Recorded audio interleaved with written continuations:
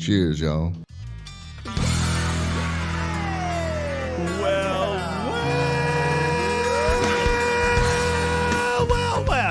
Ooh, that was festive. Ho, ho, ho. It felt festive, didn't it? Welcome, ladies and gentlemen, to this fine radio program, videocast, podcast, and glorious extravaganza known worldwide as the internationally famous Smokin' and Toastin'.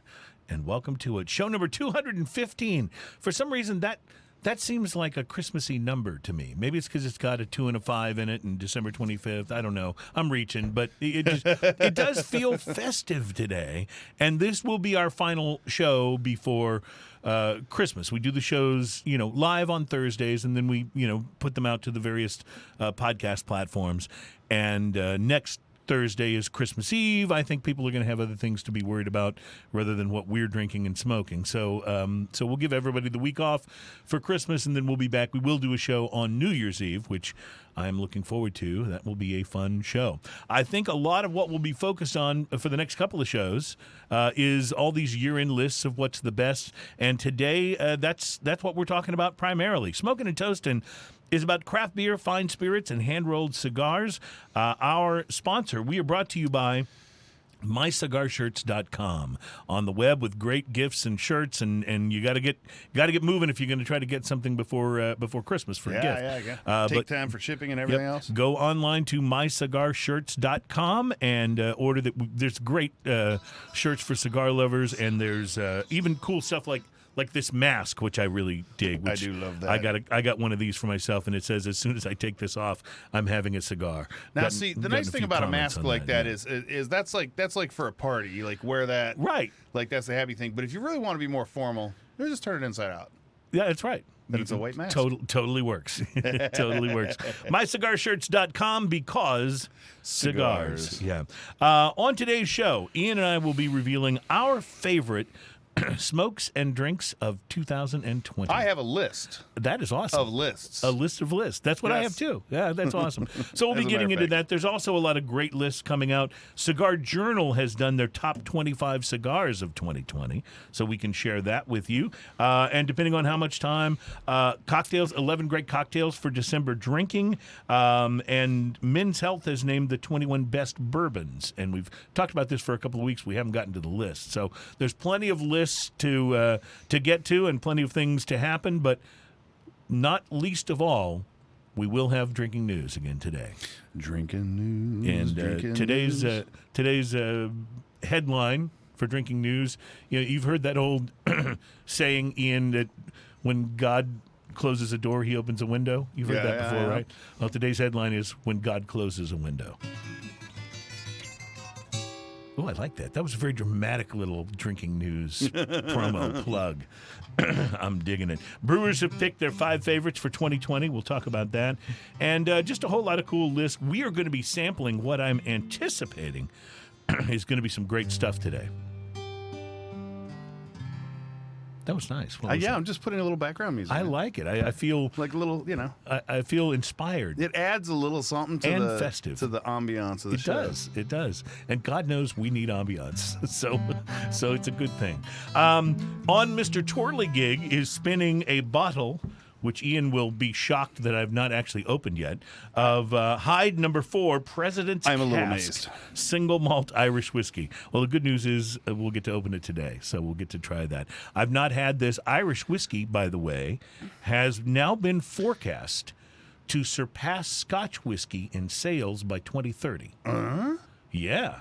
So we'll share that story with you as well. So the fact that it's Hyde whiskey, I worked in a shop where we had a bunch of different instrument repair people, and they frequently use Hyde glue and would get very, very frustrated with the fact that people always would hide the glue.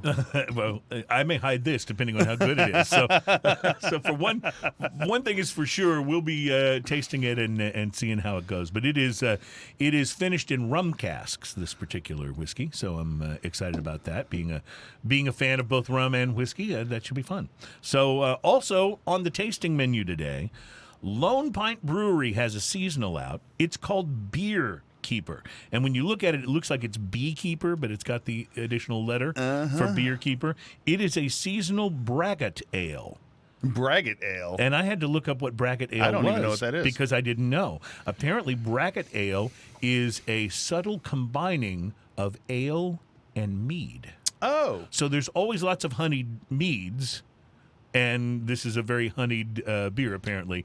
But I've yet to be disappointed by anything from Lone Pint Brewery. See, at first I thought you said Braggart Ale. I was going to say, that sounds like me after just a few. That's right. But no, this is Braggot, Braggot, Braggot Ale. Braggot Ale. And, Lone Pint Brewery is kind of unique in some ways because where you take a brewery like St. Arnold, and we're going to be trying a St. Arnold beer on the show today, too.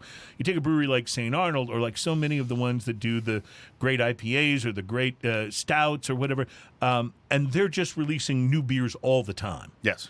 Lone Pint doesn't do it that way. They release very sparingly. They've got 3 beers in their core line, I think, and then they occasionally release some special things. So this is one of the specials, and I'm actually quite excited about trying this. I'm not the world's hugest fan of mead, but the idea of a mead and an ale combined. I like my wife loves mead. So first off, she loves mead. Absolutely loves it. And So I've tasted a ton of mead. Okay, so you're gonna be a good person for this. Well, you do the Renaissance Fair thing every year, and isn't mead always kind of a big deal? Yes, at the Ren that's Fair? the first thing we go to the Renaissance Fair. The first place we hit is the little meadery right up there in the front and have some mead and stuff like that. It's got that sort of medieval vibe to it, Yes. and it's all right. So that's going to be interesting.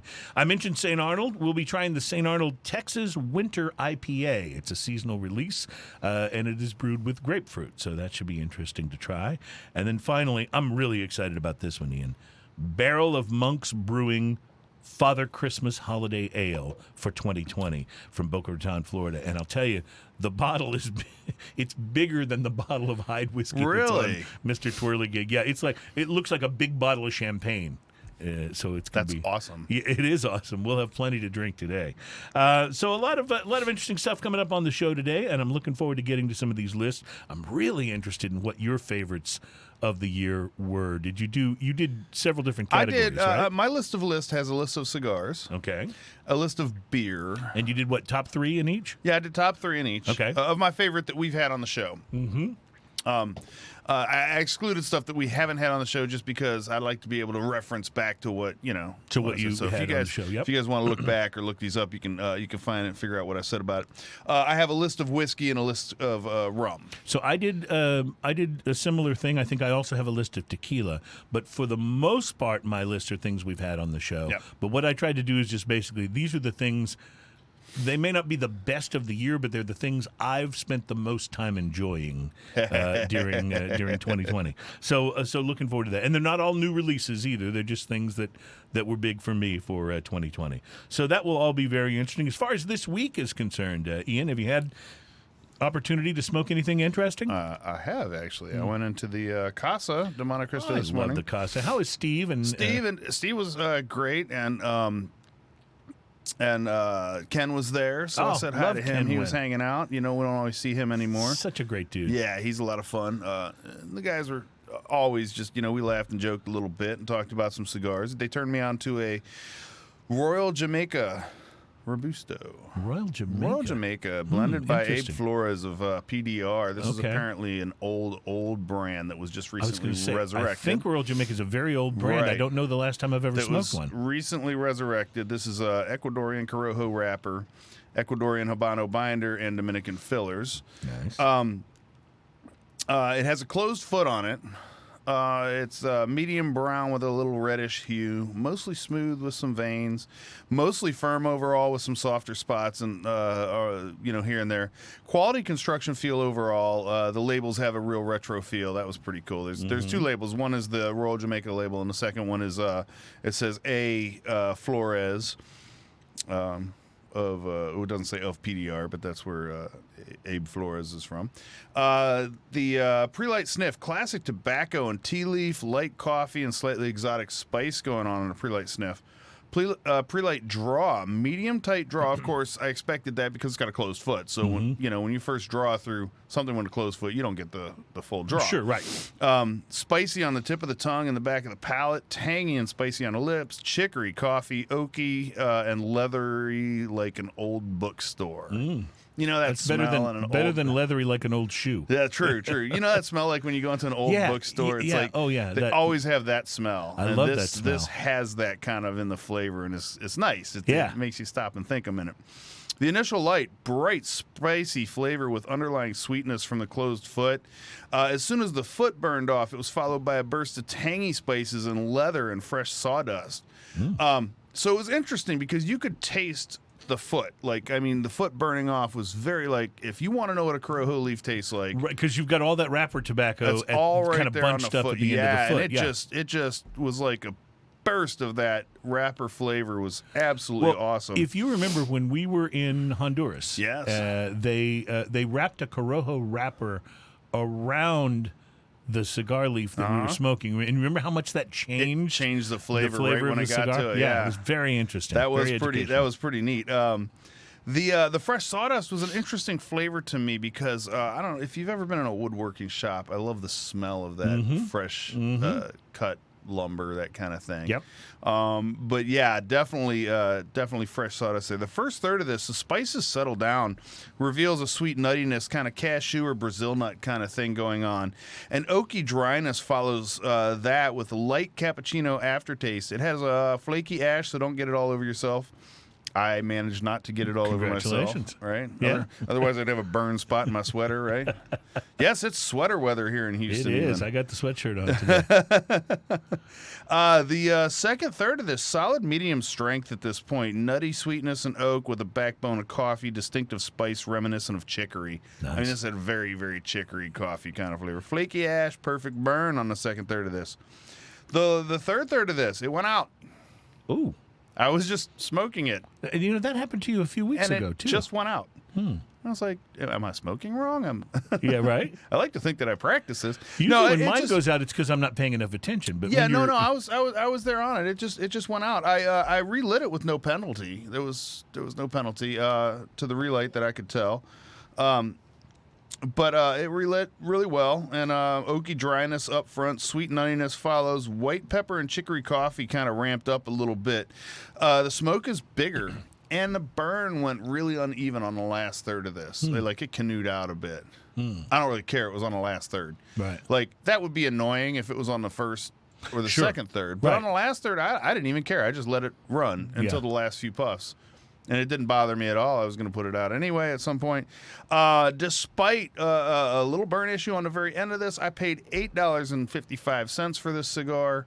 I give it a 6. Oh, nice. It's such a unique flavor. It's not like other cigars. Right. Yeah, no, it just has a very unique flavor. So if you get a chance and you want to try something different that has a little bit of spice, especially in the background, but doesn't like overpower your tongue or give you tongue bite or anything like that. We've been smoking a lot of these Nicaraguan cigars that have that profile, have a lot of that that's very black spicy. pepper profile. This would be more like a white pepper, more back of the palate kind of thing. There's a little bit of spice on the tip of the tongue and a really nice tanginess on the lip from that Corojo wrapper. I really enjoyed it. So like I said, I give it a solid 6. I really enjoyed it overall. So. That's great. That's awesome. It was a lot of fun. I want to mention what I smoked, but first I want to say hi to a couple of people watching. Brianna.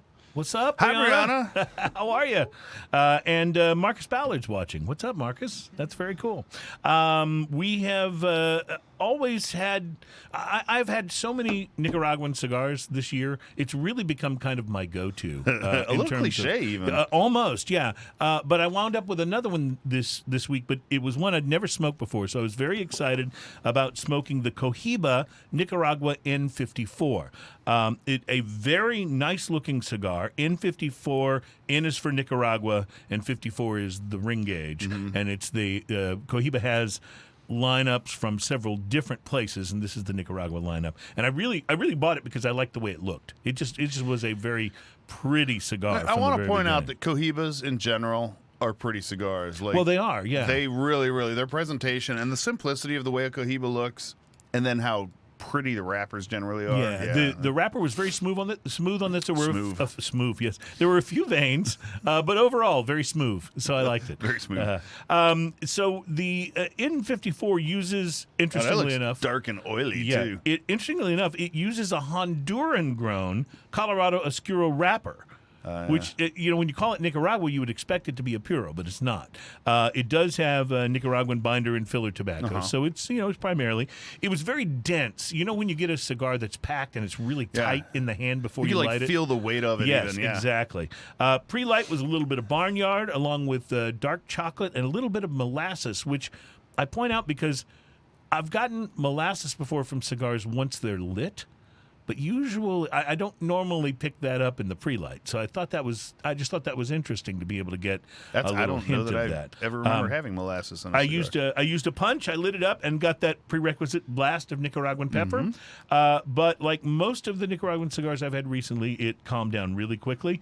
The initial blend of flavors on the palate from the very first half inch of the cigar were really awesome. Leather and cocoa and the slight citrus tang on the tongue, and a little bit of an oakiness on the retrohale. Really nice. Initial burn on this was a little crooked. If I'd just been smoking this for enjoyment, I would have almost immediately touched it up with the lighter since it was so early in the smoke. So you try to get it to burn evenly for the rest. But I resisted that because I thought, well, I'm doing this for the tasting notes, so let's just see what it does. So I decided to see, if it straightened it out on its own. I was expecting this cigar from the look, from all the Nicaraguan tobacco, from the pepper blast at the beginning. I was expecting it to be very full-bodied. But once that first blast of pepper was out of the way, it was much milder, a little below medium. Medium? Yeah, is where I would put it for the first third. But like would that be a medium minus or a mild plus? Like a medium minus, with still a really nice amount of flavor. I'm just talking about the strength and intensity of it. So it started out really awesome from the flavor standpoint, but eventually I lost patience with the burn because I was afraid it was going to mess it up. So I toasted up the part of the leaf that was a little stubborn there, and so it was good at that point. But I'm thinking this might have to have an asterisk next to it because of the burn. Started to develop a little bit of a creamy and nutty flavor as I smoked into the second third of the cigar. There was also a little bit of a hint of leather, and this citrus tang kind of continued moving more toward the finish. I really liked it. The burn behaved pretty well once I did the touch-up, so no harm, no foul. The flavors continued to develop really nicely. Around the halfway mark, I picked up a bit of maple, like maple syrup, but not too sweet. Final third was quite nice, cocoa, espresso, and a creamy sort of nutty flavor that was kind of the predominant thing in the last third. Still had the citrus on the retrohale. I'd say the cigar started out, like I said, a little less than medium-bodied, kind of slowly worked its way stronger. By the last third, I would put it at medium plus. Okay. So it was good. Overall, I enjoyed the cigar very much. Now, let's talk about the price. It's a $14 to $15 cigar. What? Yeah. That nudges it right up there into super premium category as far as I'm concerned. And so for price to quality, as much as I loved it, I'm going to give it a 4.5 because that's an expensive cigar. That is a pricey cigar. And it's not time and a half better than my favorite $8 cigars are. Like the one you smoked today is in the $8 range. Yeah. I'm guessing, based on your review, this isn't time and a half better than that. Well, price to quality means at a 5, you get exactly what you're paying for, and that's and if you get higher, you're getting more than you're paying for, and lower, you get a little less than you're paying for. Right. So that's oddly enough, it's not a terrible number. Right. And it's just a little surprising. And I want to say the cigar was great. I mean, I loved it. I would consider smoking another one of these. But I don't know. This is not one where I'd go buy a box because I feel like I'm not getting quite enough for the money.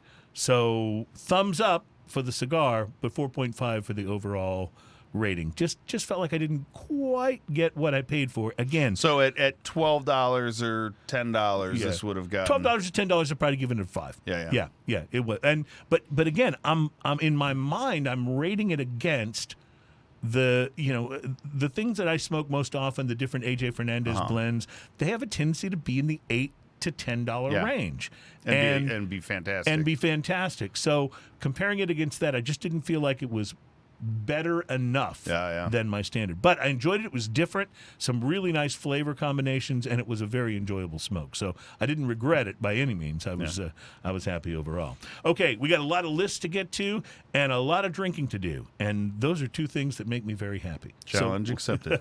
We will be right back with our next segment and do a little tasting. Coming up first in our tasting menu, Lone Pint Brewery's Beer Keeper, the seasonal Braggot Ale.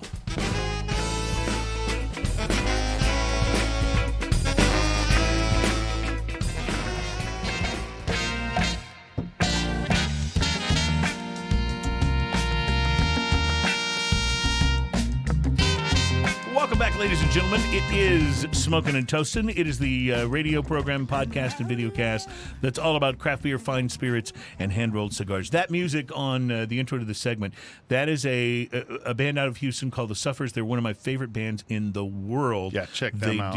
They do Gulf Coast soul. So if you go to their website, which I believe is thesuffers.com, and check them out. They're doing a live stream concert Saturday night. Oh. So you could see it from anywhere, as long as you are there and log in. And these guys, they're just so good live. They're so much fun.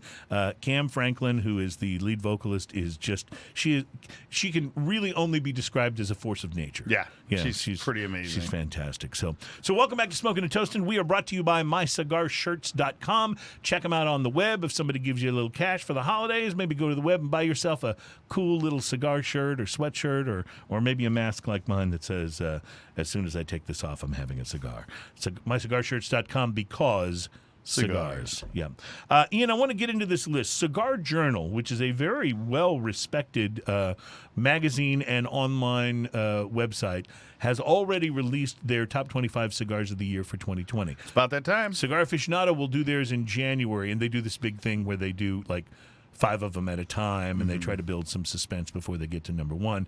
And our buddy, Alan Denny, who runs the Galveston Island Cigar Lounge, who worked previously for E.P. Carrillo, he was at E.P. Carrillo when the E.P. Carrillo Encore was named number one by Cigar Aficionado, and he's told us what a huge difference that made in orders and sales of the Encore for the next year. So I don't know if this list has as much clout, but I think it has every bit as much credibility.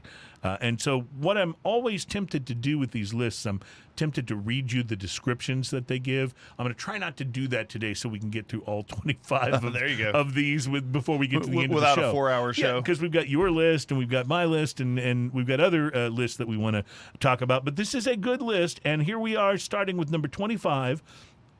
And these are cigars of 2020 from cigarjournal.com. You can check this list out just by going to cigarjournal.com, and you can read. And I really recommend that you do, because it's good reading. It's worth seeing if any of these are ones you want to add to your rotation.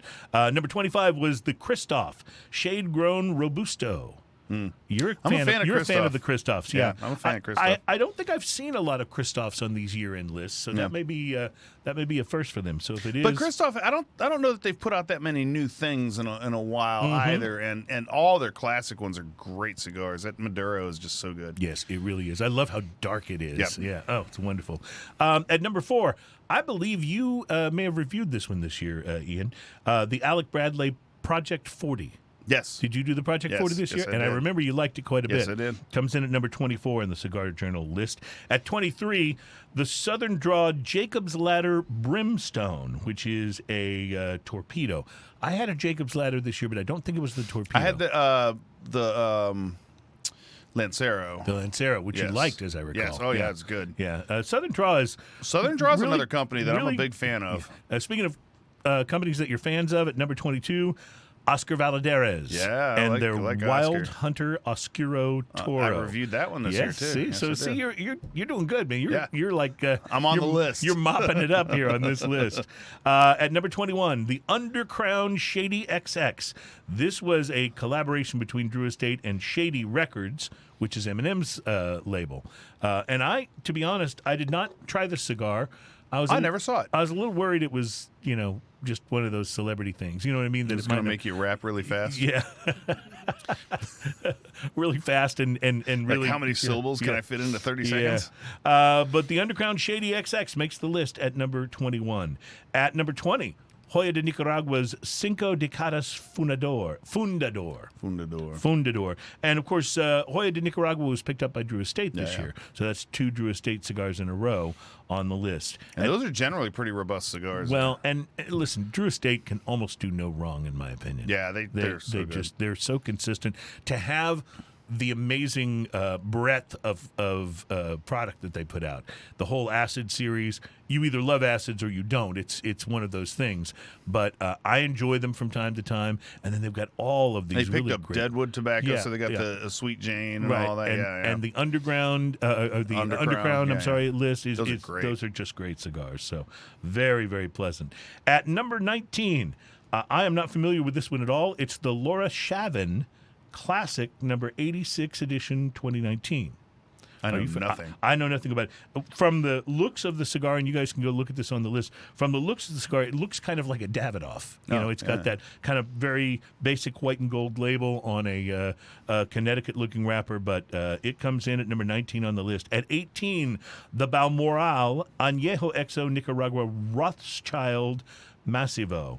This is a very large ring gauge. I'm sorry, can you say that 3 more times? No, but I'll say it once more. Balmoral Anejo Xo Nicaragua Rothschild Massivo. It is part of the XO line from these guys. So they do an Anejo, a Connecticut, and an Anejo XO Oscuro. I feel like I've seen that, but I haven't tried that one. Yes, I have seen it, and that's one I will put on my list because I definitely want to try that. At number 17, the Flor de Copan Special Edition Rare Blend. This is a Robusto. It is a really good-looking cigar, but not one that I've tried. Don't know anything about it. Yeah. At number 16, Carlos Andre Airborne Corona Larga.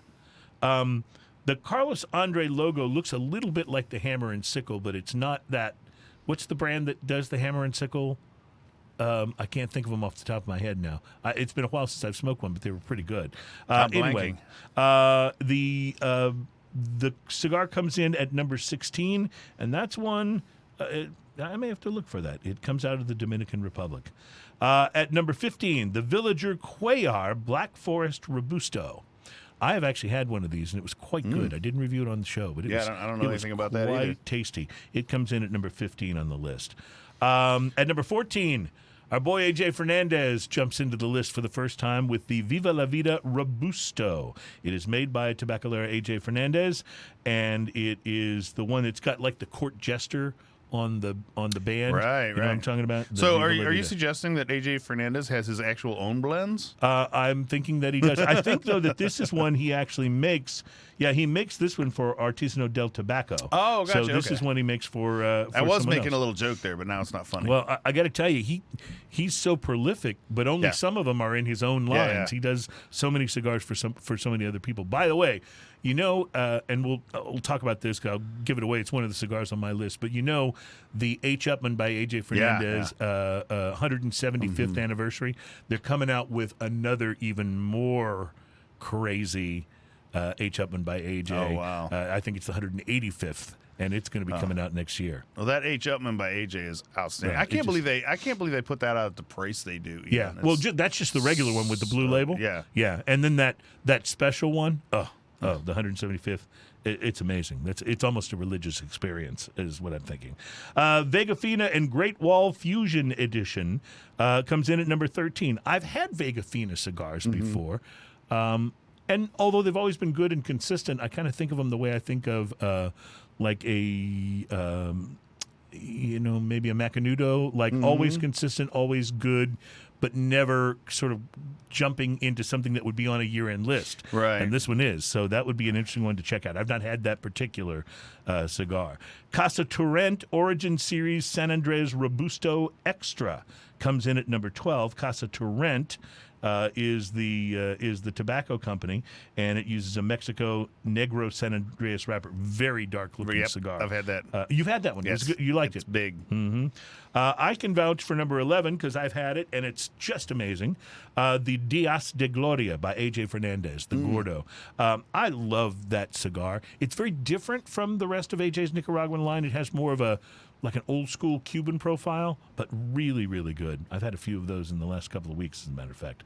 At number 10, Juan Lopez ER 2018 Francia Punto 55. It's a re-release for 2020. I do not know anything about the Juan Lopez. Do you? Mm-mm. Okay, so that's a new one to me. Take a pause. Ooh. We'll talk about it in I a like moment. that pause, yes. At number 9, the Rocky Patel CSWC Mareva. It was from the 2019 Cigar Smoking World Championship final in Croatia.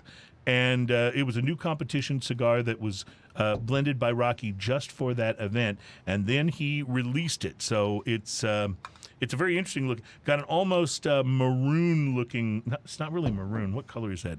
It's redder than maroon. Anyway, it's a very interesting band, and I'm going to have to check that out because that is a Rocky that I have not had. At number 8, the Tatuaje ME2 Churchill.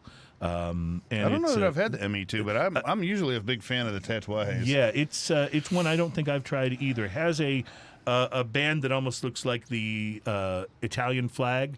Got the green and white and red on it. It's Speaking of very Tatuaje, we haven't talked to Tom in a while, have we? We have not, and we need to do that because I'm missing That guy him. is quite the character. I'm missing him. Let's get up to the top 5. We'll pause for some Beer Keeper, and then we'll do the top 5. At number 7, the El Rey del Mundo La Reina ER 2018 Gran Bretana. Now, I used to smoke a lot of El Rey del Mundos because I found them to be a really good cigar for the price. They were very, but to land one this high on a list, it says a royal cigar.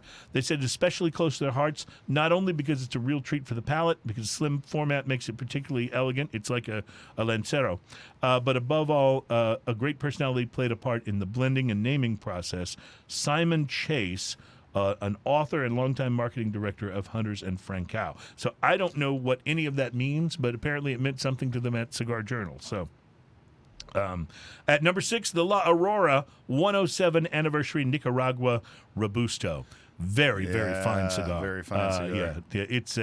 It's a great looking cigar. It has that La Aurora lion and just has the Nicaragua band around the bottom end. So that brings us to the top 5. Before we get there, cheers, Ian. to you, It's man. been quite a year. Let's try some of this Beer Keeper. This Let me is tell a you Braggot something. Ale. This smells like spiced honey Well, I was expecting honey. and beer I was expecting beer. and a little tangy something on the end of it. Right away on the first taste, you can tell the impact that the mead has made on this special brew. It's got a slightly different mouthfeel than what you would expect, I think, for Lone Pint, but it's still definitely beer. So, a couple things. Remember, I mentioned earlier my wife loves mead, and I've tried quite a few meads. I generally like my mead a little drier. I don't like it super sweet. Agreed. I like a little drier because super sweet gets a little too sticky, and as weird as it is, because I really like really sweet sticky beers. You know, barley wine and such. I don't really like that in a mead because it's different it's kind of a cloying sweetness to me. This is a little more like a very dry mead almost. Right, and you almost wonder, is it the beer, the ale that kind of balances that out and then keeps it from being too sweet? The hop on the end, which usually bitters it and kills the aftertaste, the hop becomes part of the aftertaste. So you get this hop and honey kind of aftertaste going with a little bit of like bready spices on the retrohale that are really interesting. Almost like when on the retrohale, it's almost like a really good dark bread kind of thing. Not rye, but something. Well, I have been a fan of Lone Pint Brewery's creations ever since I tasted their Yellow Rose IPA, which to this day is one of my absolute favorite beers. And everything I've tasted from them I have loved.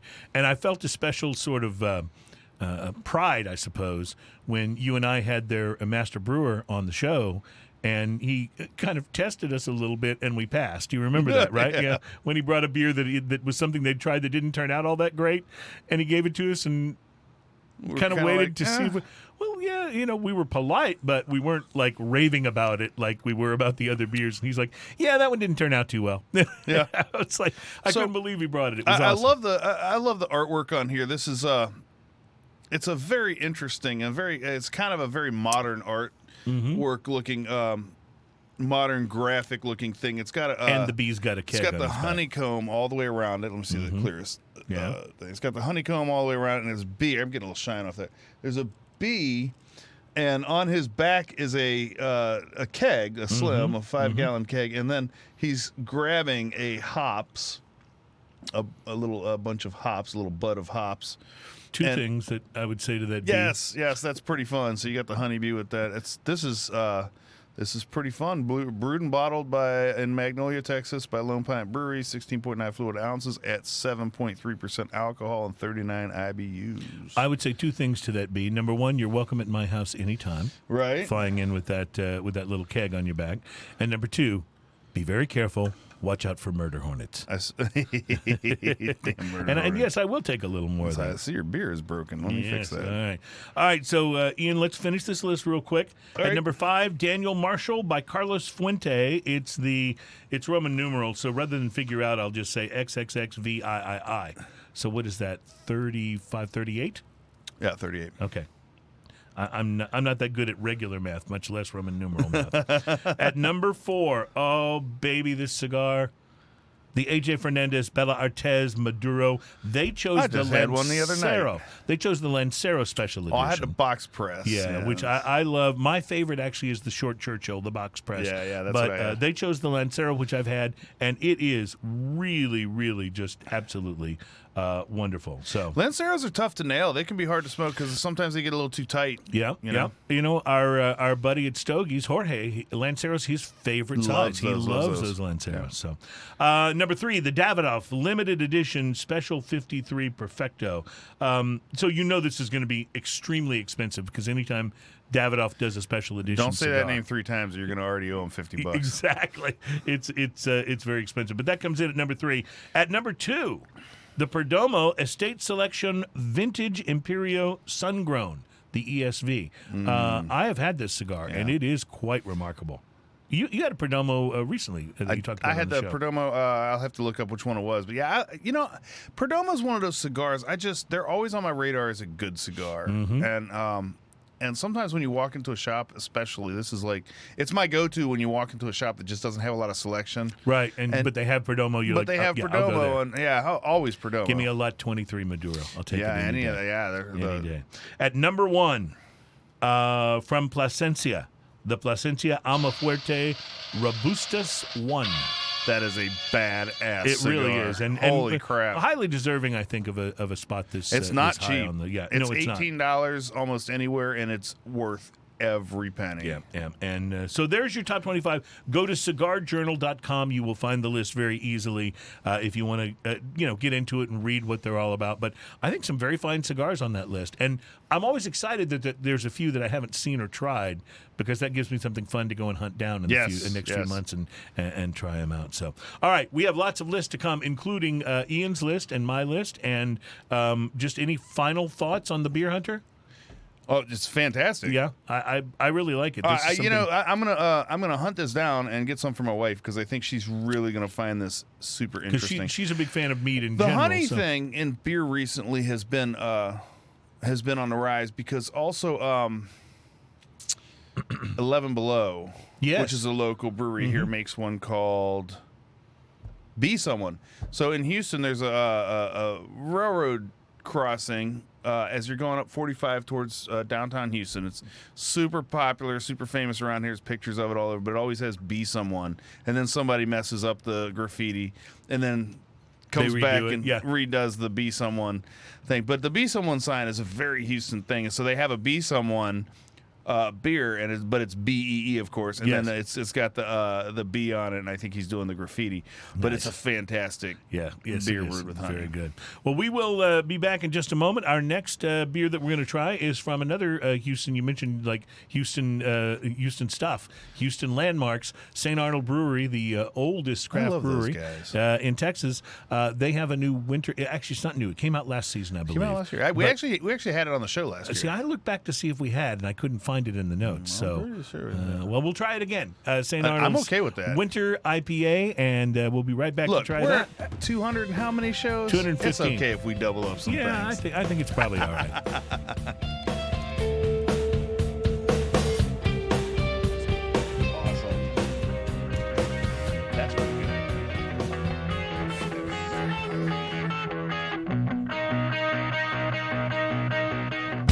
Welcome back. It's Smoking and Toasting, our radio program and podcast that's all about craft beer, fine spirits, and hand-rolled cigars. Show number 215. We are brought to you by the fine folks at mycigarshirts.com, online with great gifts, all starting under $20 for your cigar aficionado friends and for yourself. mycigarshirts.com, because cigars. Yes. You know, when you order stuff from there, it actually comes in pretty fast, it seems. Yeah, you may have a shot at getting it before Christmas. Yeah. So, I'd just like to mention, this is how cool our producer Adam is.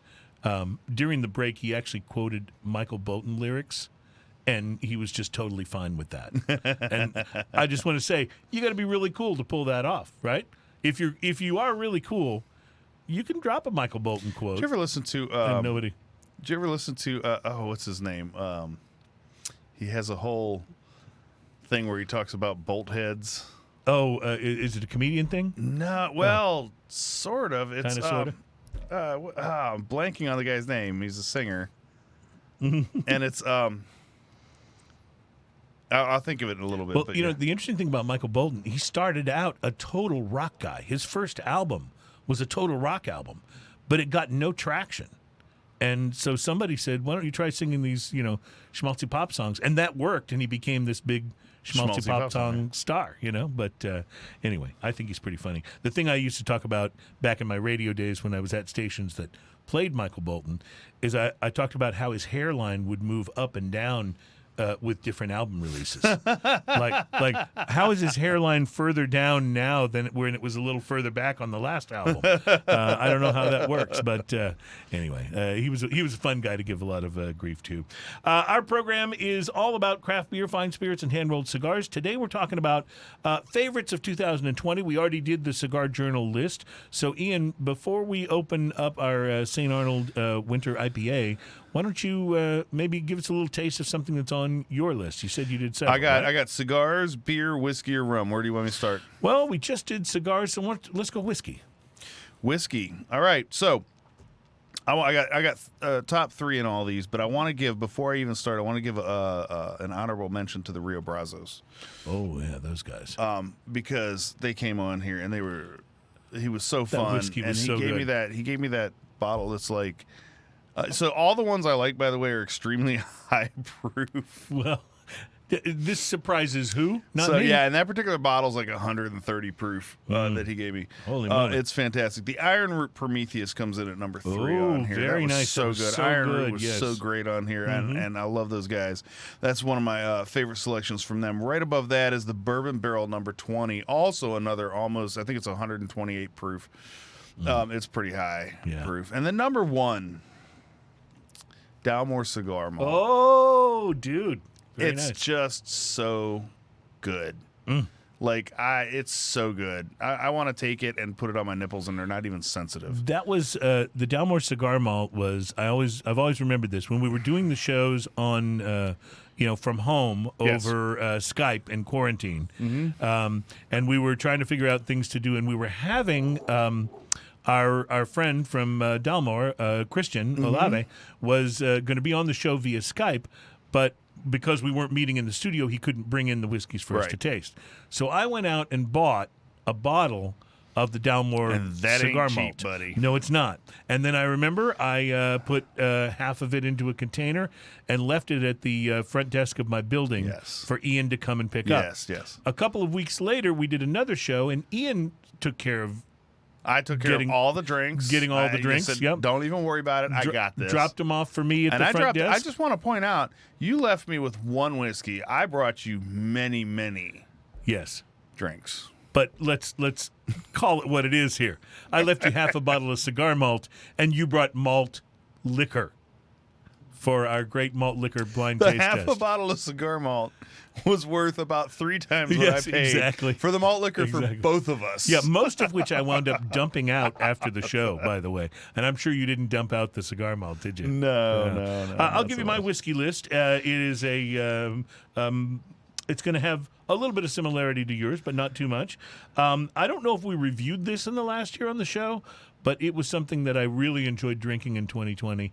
My brother-in-law, Michael, had a bottle of it at his house, and we were and he's not a whiskey guy. Somebody had given it to him as a gift, and he's like, here, drink this. And I was like, are you kidding me? Balvenie Doublewood 12-year? Oh, hell yeah. So I sat and drank most of that bottle and then finished it off the next time I went out that's a to great see bottle. him. So that makes my number 3. And my number 2, the Dalmore Cigar Malt Reserve. Mm-hmm. And for reasons that you've already mentioned. That's just a really, really fabulous whiskey. And my number 1 in the whiskey category for me was the Heaven's Door Bootleg Series 26 year. That was good. That they brought up to us, and it was just, wow, it was a really, really special. They said it retails at about $400 a bottle, and it's quite a presentation, quite a thing. Those guys are were so my top awesome 3. on the show. Those are my top 3, yeah. Those are my top 3 for the year. You want to give your craft beers as you open this beer? Your top 3 craft beers? So in the craft beer category, and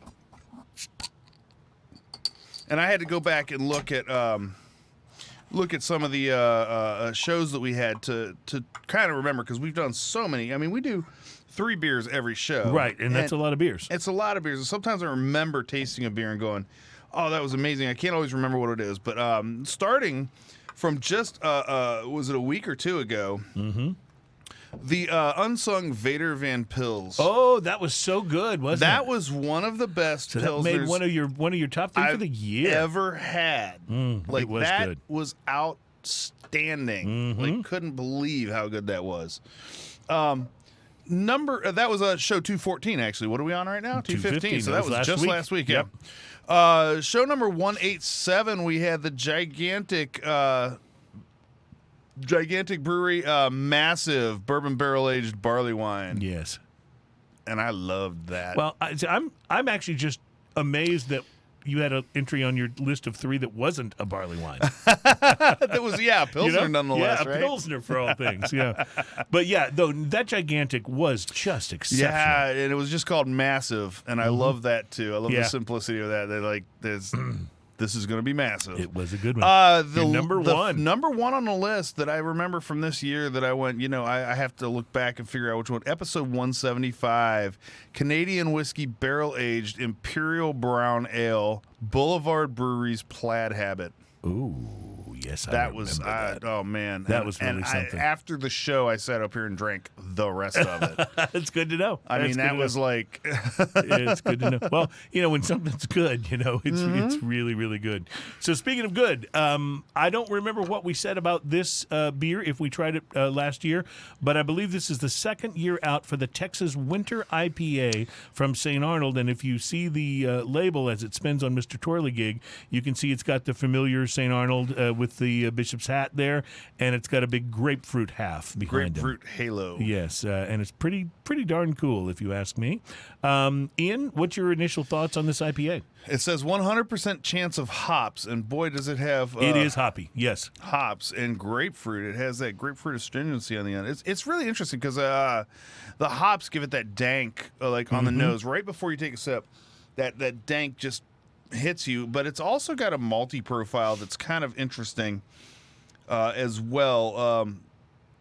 My thought is that it's very different from a lot of the other beers I've had that have grapefruit in the mix. It's got a bit of spicy kindness to it as well, and I don't know where that comes from in this malt. I'm guessing it's from the hop profile. But, I mean, there's some kind of little spiciness in it. It almost tastes winterized, if you will.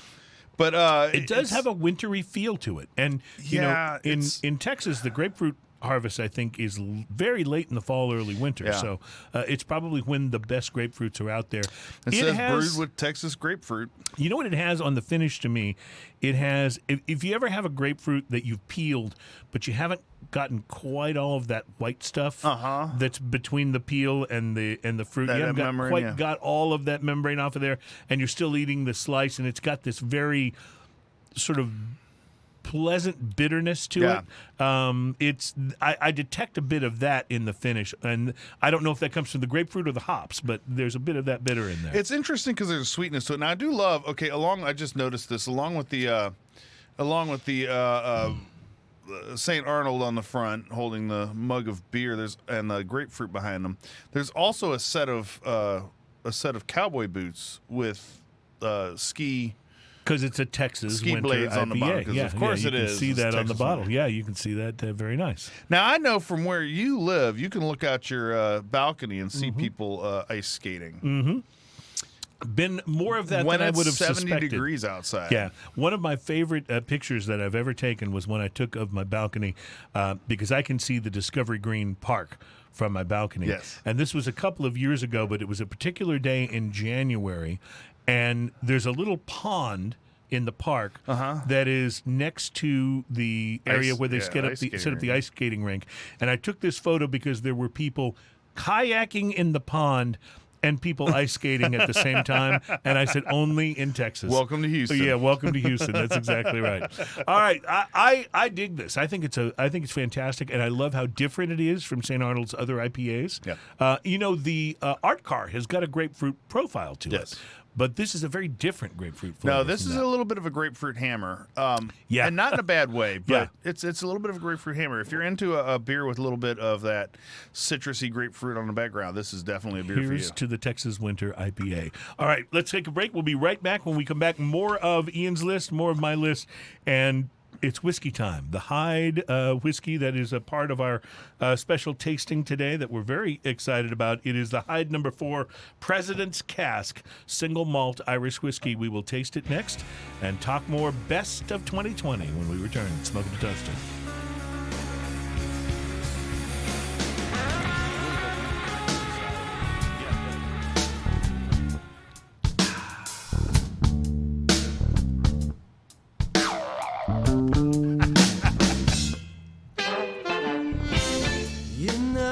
Welcome back into Smoking and Toasting. It is the radio program and podcast that's all about craft beer, fine spirits, and hand-rolled cigars. We are brought to you by the fine folks at mycigarshirts.com. And I just wanted to say, if you're a fan of the show for any reason, probably Ian, you would crazy. You would help us out by supporting our sponsor, which is mycigarshirts.com. So go and check them out now. I think you'll like the shirts. Because cigars. They're awesome. Yeah, absolutely. And Do they're I need to sponsor work of the on show. a My Cigar Shirts jingle? Ooh, that'd be pretty cool. What's that? I think they'd love it. I'm going to put that thought in my brain there. mycigarshirts.com. Because cigars. Mm-hmm. You could come up with something to rhyme with that, I'm sure. I'll make something happen. Speaking of jingle, Ian has done a really nice job composing the theme song for Drinking News, which will be in our next segment. And every week I'm just excited to hear the Drinking News theme song. It's one of my favorites. Although today I see you brought along a guitar instead of a ukulele. I have a guitar instead of a ukulele. Yeah, so that'll add an interesting, different feel to the Drinking News theme song. Well, I mean, I'm going to play the same chords. No, it'll still sound different. Kind of works the same. It'll still sound different, I promise you. It's a little heavier to carry, though. Yes, it is. So we've been talking about our lists of our favorite stuff for 2020. We did whiskeys and we did craft beer. Maybe before we do a little whiskey sampling, what do you say, Ian? You want to lay your top 3 cigars of the year on me here? Top 3 cigars of the year. I went back and looked, because I keep all my notes. I have a Samsung Notes program in here. Oh, see. And I keep all my notes on there. So I kind of went back and reviewed and looked at all the cigars I had, and my criteria wasn't just what I rated it, but I thought to myself, what cigars do I keep going back and buying? Oh, that's a good indicator. You know, so not only did I rate it that, but what cigars did I keep going back and buying? And I left my ratings off here intentionally. Because it doesn't really matter that much, but here's what happens. Number 3, Factory Smokes Maduro by Drew Estate. Really? Cheap. I was going to say the Factory Smokes. Cheap-ass cigar. And the reason I like it so much is because it's $2 per smoke. and it's a pretty okay cigar. You know, when you get a $2 smoke that really is good, I mean, Bang for the buck. That's a wonderful That's thing. a pretty badass Yeah, cigar. you're not kidding. And I'm saying it doesn't stand up to a great $8 cigar. So don't misunderstand me, because I'm not saying that, but it's one of my favorites, and it's one that I keep going to because I could toss it in there, and if I don't know if I have enough time, or it's now one of my go-to lawnmower cigars. It reminds me a bit of that one. You may remember a month or so ago, I talked about that Rocky Patel cigar that I got. It was a mail order from Holtz. Right, and, you know, it was not as good as the regular Rockies. I was going to order some but of it was those, and I forgot which one it $2.50 a was. cigar. And I need to go back and listen to that. I'll So I can pass that along to you. It's well worth it. So that's your number 3. Ooh, that was nice. Not bad. That was nice. Yeah, number 2. And this was not one of my highest rated. It got a good rating. I think I rated it a 6, okay? Okay. But it's not one of my highest rated cigars. However, I find myself coming back to it over and over and over again. Every time I see them, I buy at least one. Is the Oscar Valdez Superfly. See, I know you're a fan of that cigar. It's a great cigar. I'm super happy with it. Every time I smoke one, I like both reviewed that cigar. I this like last all year. the sizes of it. I think they're fantastic. And it's a great smoke, and quality-wise, it hasn't let me down. I love the flavor profile, and I love the funky 70s looking label on it, which is amazing. And it's just called Superfly, which is you gotta love anything kind of called Superfly. Absolutely. So your number 1. So my number 1 came in as M. Bombay Classic.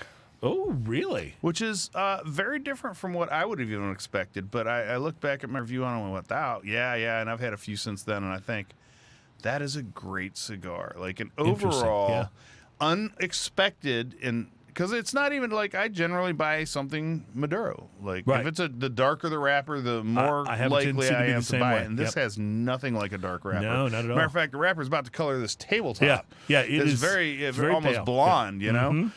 And it was just one of those under the radar for me, sneaky ones that I tried and went, holy cow, this is good. It has very, if I remember correctly, it has a very Cuban-esque kind of flavor to it. It was a nice, big, full smoke profile and a great cigar overall. So I put that as my number 1 as of this year. That's my favorite one so far. Very cool. Congratulations. Nice list. Cheers. All right. Cheers. Have a whiskey. This is the Hyde, and Ian, maybe you can tell us. It's got 1922 emblazoned on the whiskey bottle there. It says number 4, President's Cask, single malt, 1922 rum finish at 46% alcohol by volume. Single malt Irish whiskey, master distiller P. Harnedy.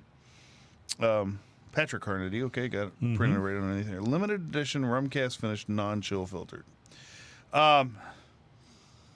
It smells interesting. It smells a little funky in a good way? In kind of a good way, in kind of a sweet way. There's a little sweetness to the smell.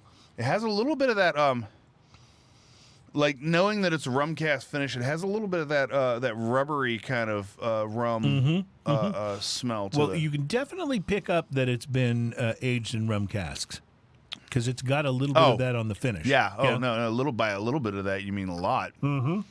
This is, wow. Hold on. That was just a palate adjustment.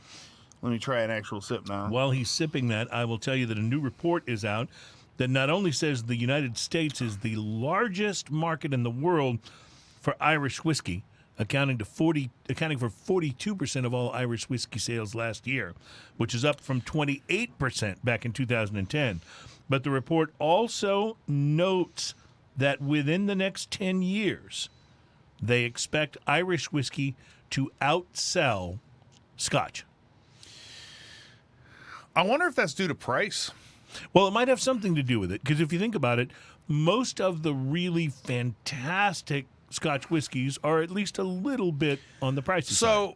So I think the sweet spot for Scotch. This was about a $35 bottle. I think the sweet spot for Scotch is between 40 and 80. I agree. And then you've got some great ones that are way north of that. Obviously, you can get great ones, and so I'm not arguing any of that. But the sweet spot, if you have $40 to $80 in your pocket and you buy a Scotch, it's almost undoubtedly going to be good, and you can just throw a dart at the board. If it's in that price range, and it's probably going to be good. And you're going to do all right. Now, yes. it does very widely in flavor, So, you don't want to get something, if you're not a fan of peat, you don't want to get something that's, very Sure, of course. peaty in that area. But Irish whiskey, like, you only get $60 and north bottles if they're special editions or extra aged. Right, or, exactly. like the Redbird 12 or, those kind of things. And if you think about just at the sort of... Redbreast 12, Yeah, sorry, not Redbird. Redbreast 12. But if you think about just at the sort of like sort of standard consumer level, Jameson's has become one of the better selling whiskey brands in the United States. Because Jameson's is good. Yes. And People get this. Jameson's one of those things where it's so ubiquitous. People get this, if it's everywhere, it can't be good. Right. Actually, the opposite is true. Mm-hmm. It's everywhere because it is good. Right. And a lot of people I know, when they take a shot, they slam the whole shot. No whiskey tastes good like that. No. There is not a whiskey that tastes good like Right. that. You Including are just expensive shocking ones. your palate. Yes. Uh-huh. And getting nothing but all the absolute alcohol heat you can. If you sit and sip Jameson's, it's delicious. Yes, it is. And, it's not the only Irish whiskey that is like that. I mean, if you think of... Powers is great. Yes. Redbreast is outstanding. Yeah. What is the Green Dot? Green Dot? I can't remember the company. They make a few different dots, though. Yes. There's also Slane. Slane is fantastic. It's not and very it's like expensive. $28 a bottle. It's This you ridiculous. said this is how much? This is it's about $35, $36. This is interesting because first off, this has a lot of rum in it, like a lot of that rum flavor. There's that little slight chemical rubberiness that I kind of like in some of the rums. That a lot of the funkier Jamaican type rums have. Yeah, it's got a little of that funk, and it's funky cool in this whiskey. Hyde single malt. Rum finish Irish whiskey has been matured in traditional bourbon oak casks before transferring to dark Caribbean rum casks to impart a unique rum finish. Originally distilled in a traditional copper pot still, Hyde has finally matured in the temperate climate and rugged landscape of the southwest coast of Ireland. So, when you talk about maturing in an oak cask, especially something that's had something else in it, because a lot of whiskey is matured in sherry casks or Oloroso casks or Madeira casks, those kind of things. Rum cask has been very popular over the last. I've seen that like in the last 5 years. More popular in the last 5 years. It's really rising. They talk about where it's matured. The climate has a lot to do with it. It does. The bigger the weather swings, the more the wood breathes. The more it shrinks and swells, and you really start. And the more that imparts to the actual juice itself. itself. Yeah. I mean, it really starts absorbing stuff. That's why, in Kentucky, the whiskey there, like when you're in Kentucky and Louisville and surrounding area, the it might be 30 degrees in the morning, and then in the afternoon, it's 70 degrees. Right. And exactly. then the next day it might be 30 degrees the whole day, and the next day it might be 70 degrees the whole day. Like they have as unpredictable weather as we have here almost. That's right. Although it's not quite as hot. If they say it gets hot in Louisville, they don't really know what the They hell don't they're really talking about. Yes, I get it. No idea. I get it. But it's interesting because it has a lot to do with it. And we were talking with Frank Krockenberger from Maker's Mark just recently, and he was mentioning in the rick houses they have 3 levels, and the way they mature a lot of these is the ones in the middle stay in the middle, in the middle level, because you got level 1, 2, and 3. But the top and the bottom get swapped out? The top and the bottom get swapped out because the top can be 20 to 30 degrees warmer than the bottom just due to its elevation. So inside a building, So the bottom doesn't get as warm overall, and the top doesn't get as cold overall, so they end up swapping those, and the middle ones stay in the middle when they move the kegs and stuff. This says a well-rounded, smooth Irish single malt married with notes of sweet rum and a hint of banana, lime, ginger. Ginger and spice is what it says.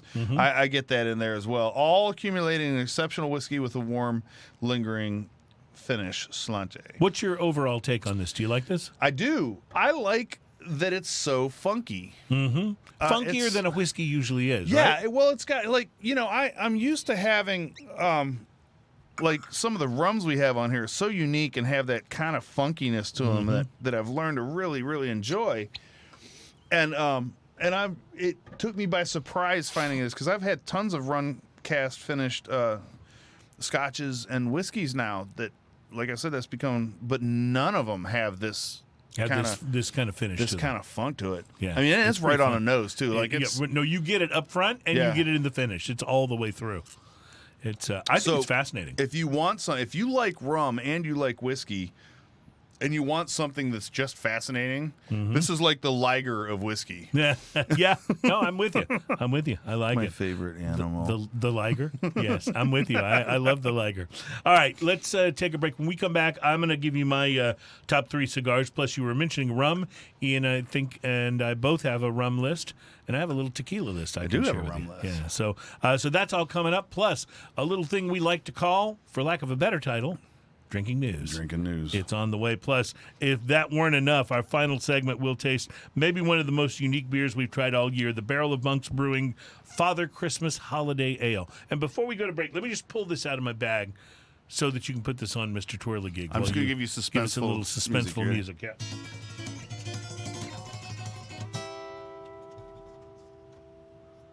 Dude, look at that bottle. Ladies and gentlemen, the Barrel of Monks. Oh, man, look at that thing. Yeah, that's pretty serious, right? And there is Father Christmas right there on the front. I am so excited to try this beer. I have no idea what to expect. That looks so but happy. I'm so excited to try it. Yep. So we'll put that on Mr. Twirligig while we take our final break, and we'll be back with drinking news and more. It's Smoking and Toasting, craft beer, fine spirits, and hand-rolled cigars.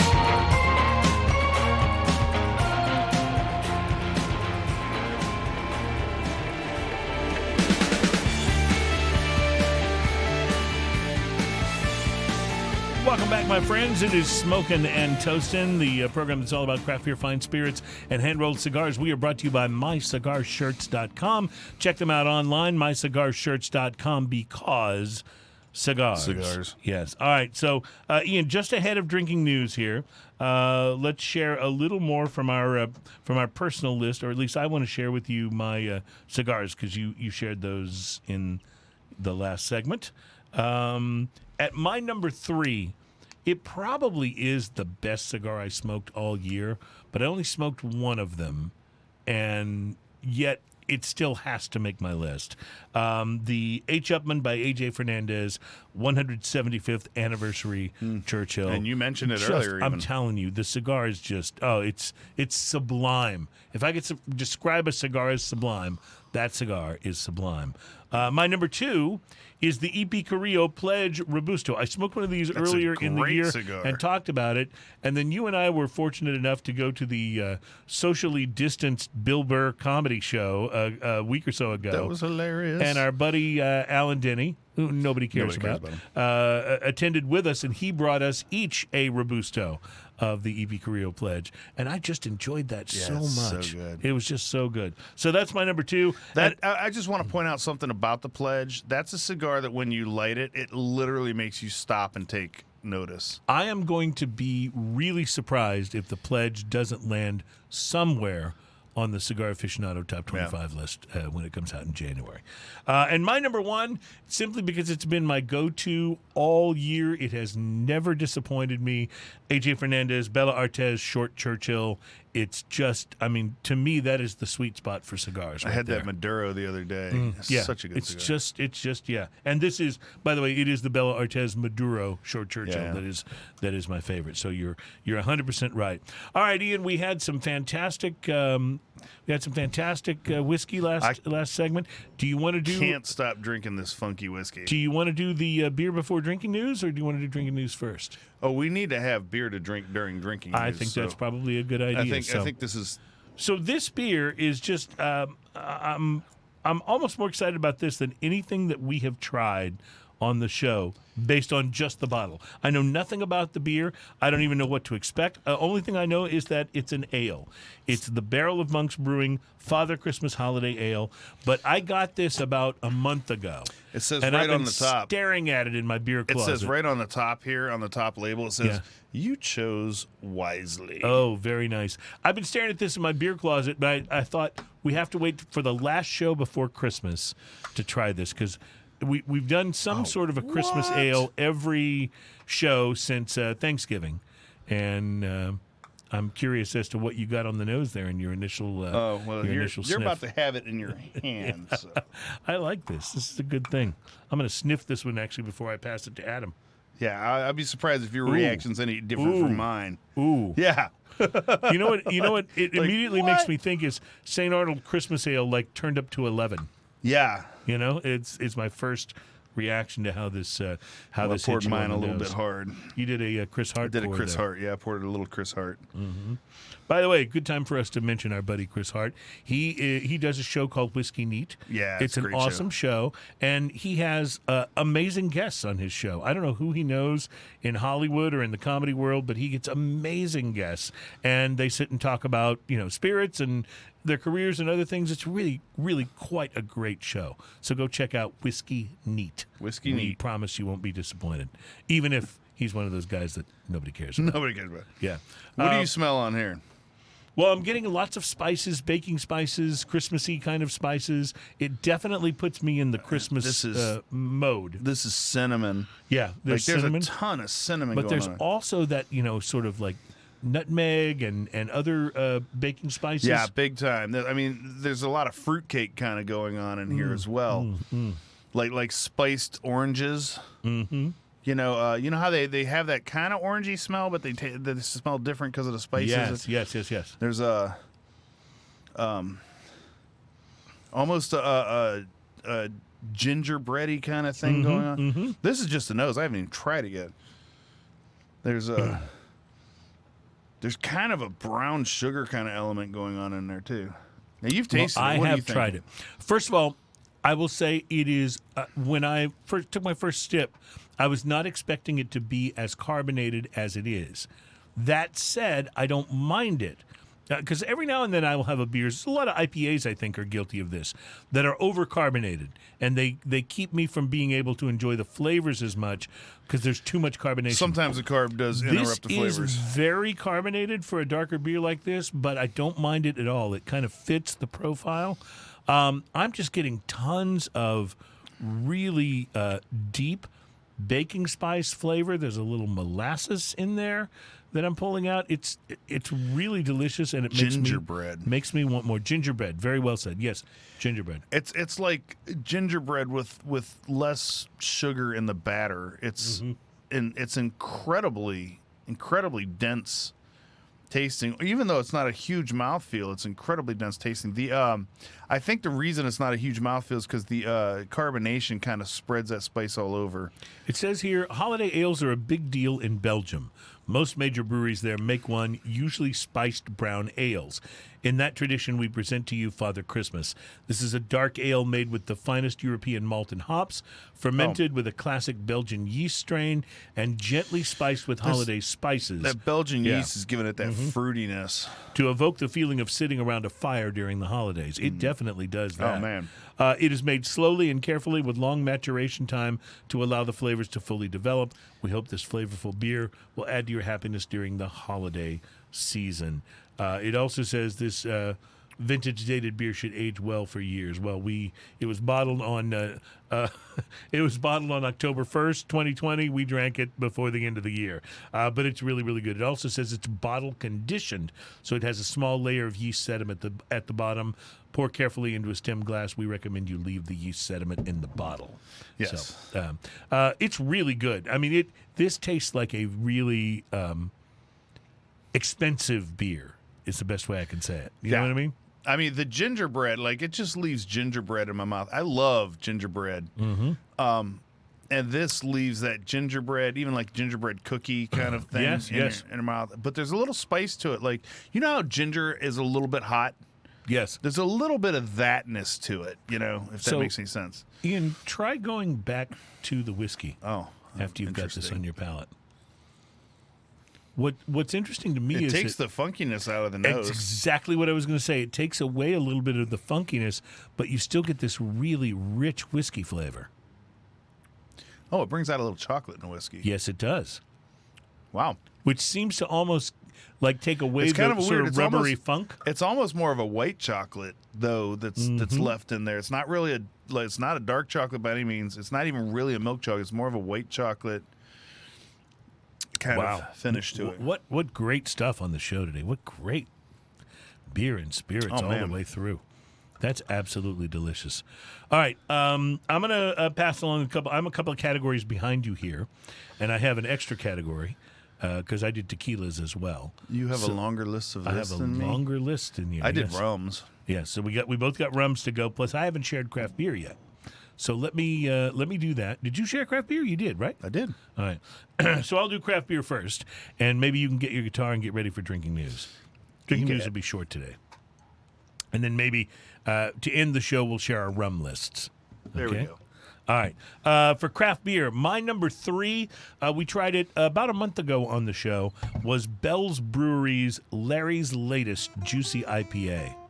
I thought that was a great IPA. Did you like that? You like that? Bell's Juicy IPA. That's been a favorite of mine. Bell's doesn't do much wrong. Like the only thing really that I really can say I don't really like from is the Kalamazoo Stout that has the anise flavor in it, and it's just because that's not one of my favorite That isn't flavors. your palate. Yeah, absolutely.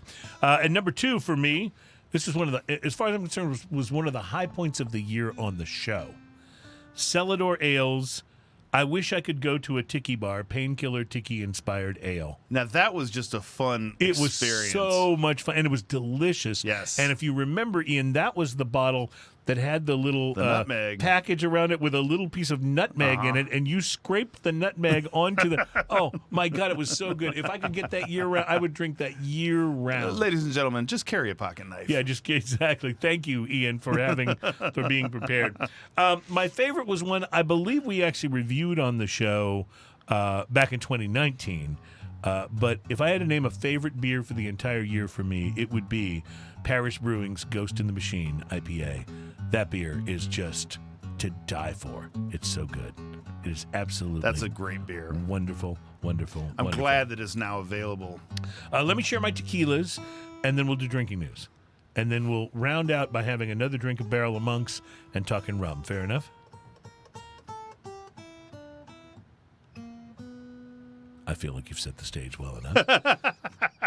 My 3 favorite tequilas for the year. Number 3 was the tequila we had on the show last week, the Tequila Torero Anejo. If really you remember, good. it was in the bottle with the bullfighter and the bull in the middle of the bottle. Very ornate and decorative bottle, and very good.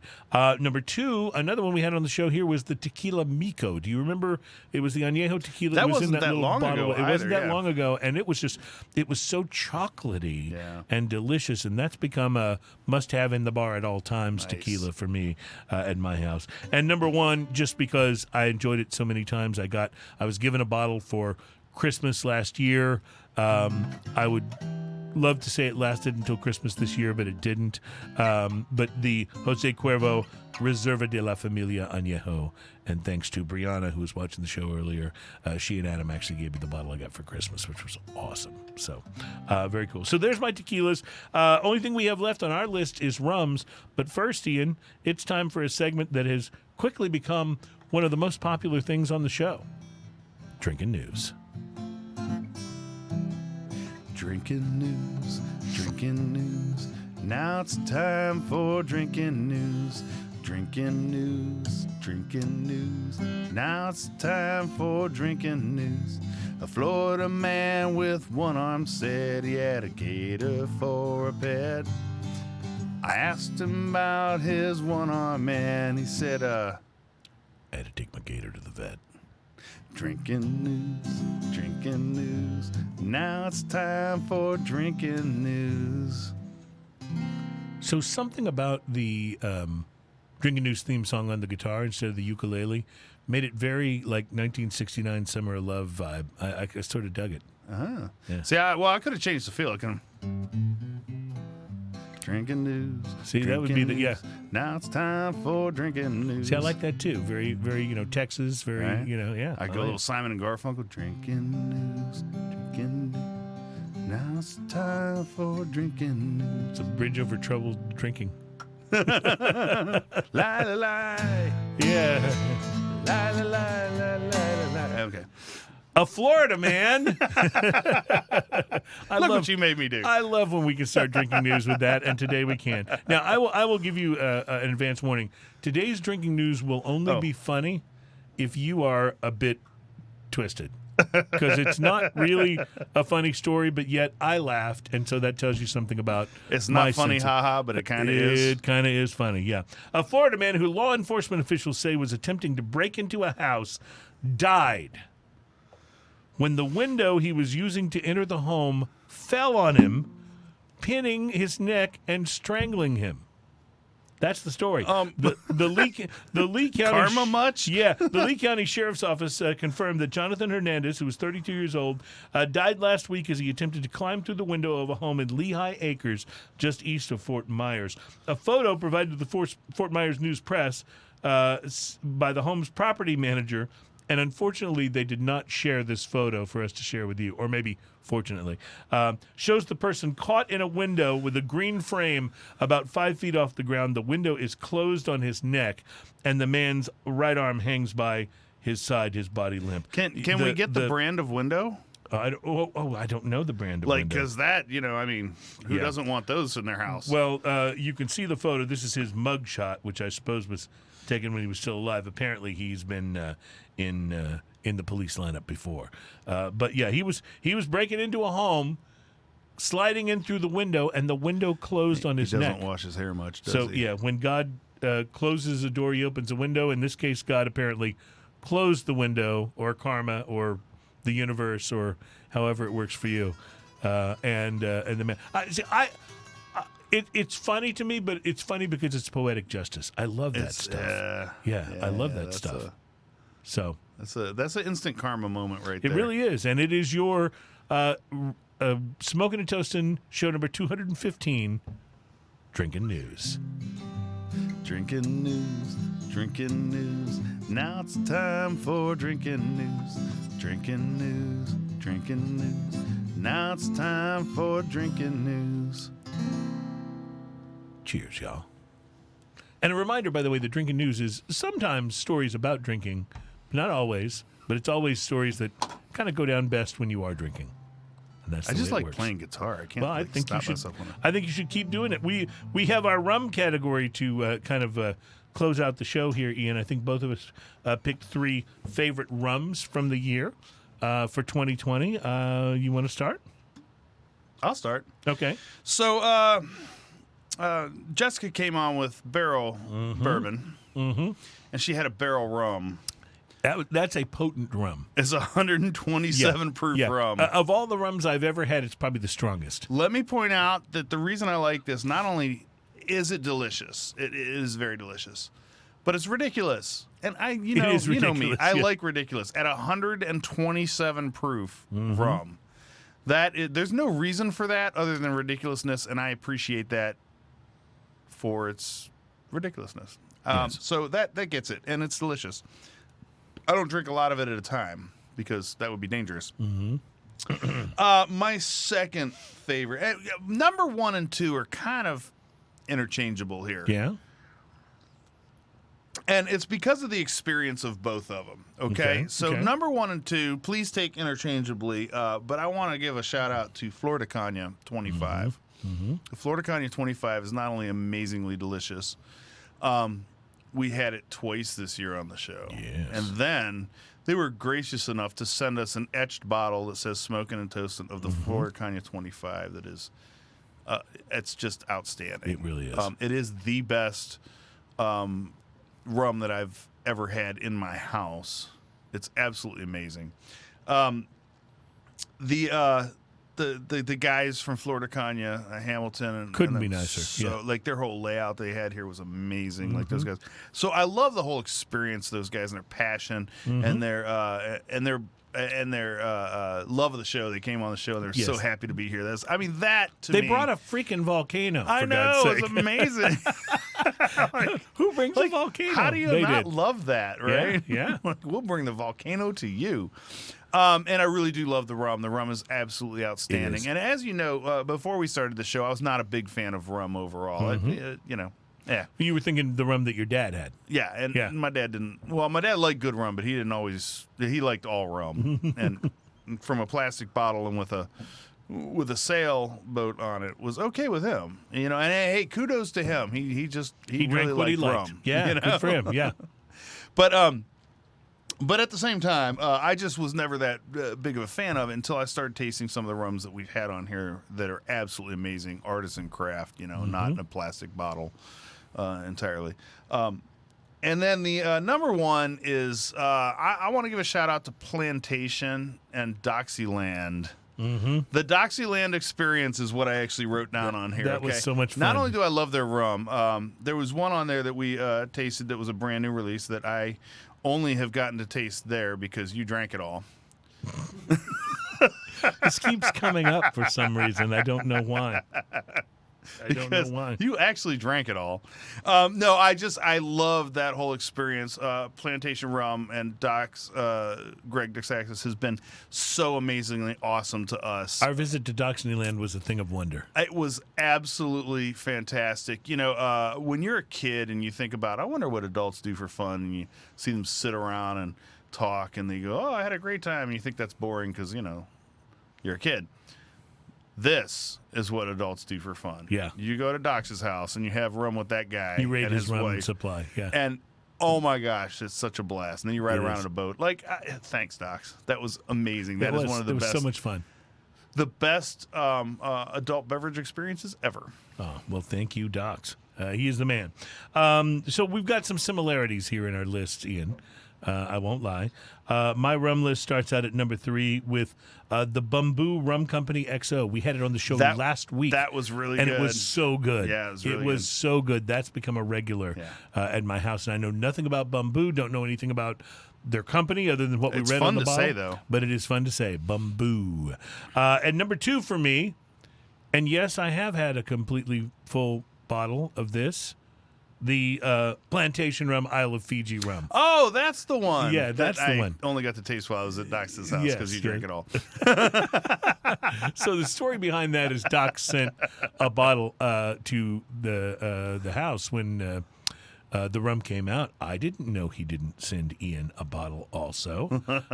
But my wife and I really liked it, so there wasn't much left for Ian when we there wasn't any left for Ian when we finished it off. But we did get to try it together at Doxyland. It was outstanding. And it was outstanding. And by the way, it's a very inexpensive rum, which makes it now even more egregious that I have not bought Ian his own bottle, since it wouldn't be that expensive to do. But it's a very inexpensive rum, and I'm going to tell you, it's delicious. Yeah. I mean, it's now become a regular part of our bar at my house. Your regular bar is getting much bigger. Yes, it is. And I started We're going to have to build furniture for you. I started to say unfortunately, but I don't feel that it's unfortunate. So so that would be disingenuous to say that. Number 1 for me is the Flor de Caña 25 year, which was also on your list. Yeah. Ian, this rum has ascended to me to a place of honor that was held in my world before only by the Jose Cuervo Reserva de Familia tequila.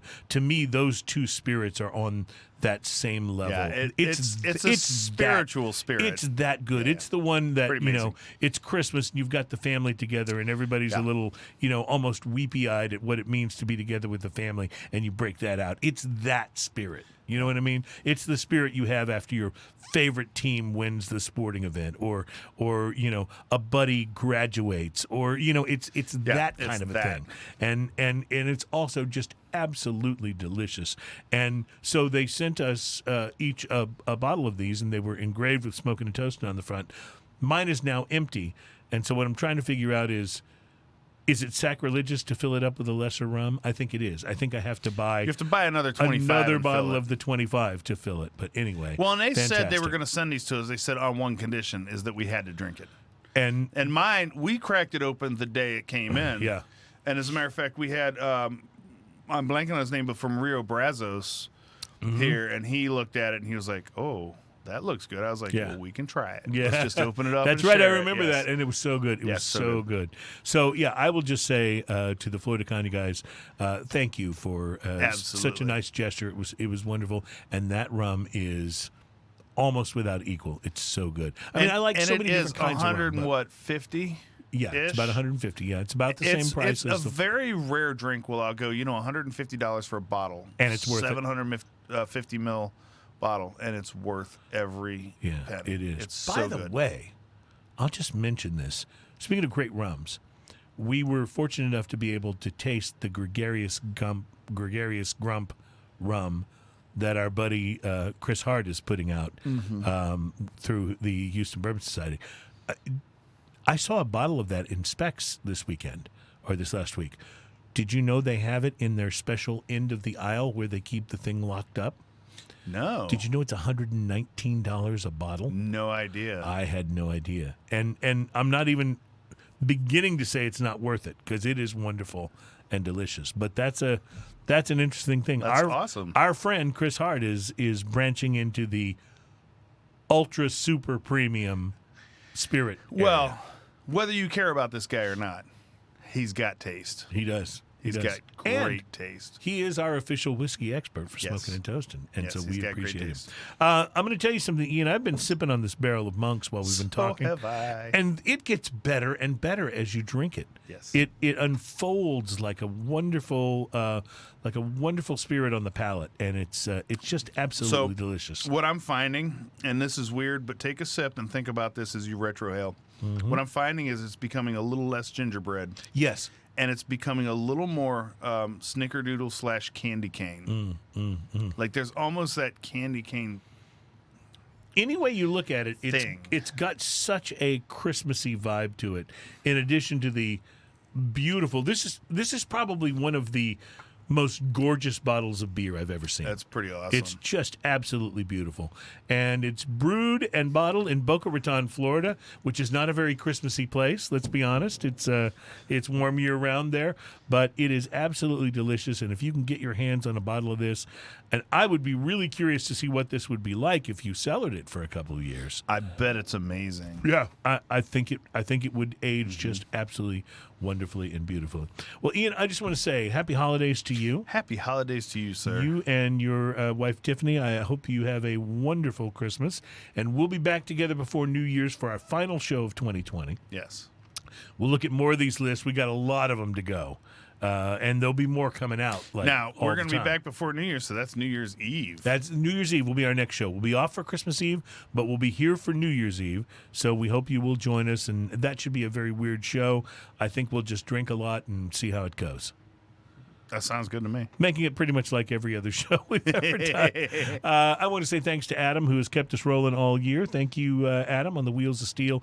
And thanks to Mary, who's taking care of the booking of our guests and stuff. We're excited about some of the guests we're lining up for 2021. But in spirit of those of you who have spent any part of your 2020 with us, we'd like to say thank you. And we raise this last toast to you, as we love to say, cheers. Cheers, y'all.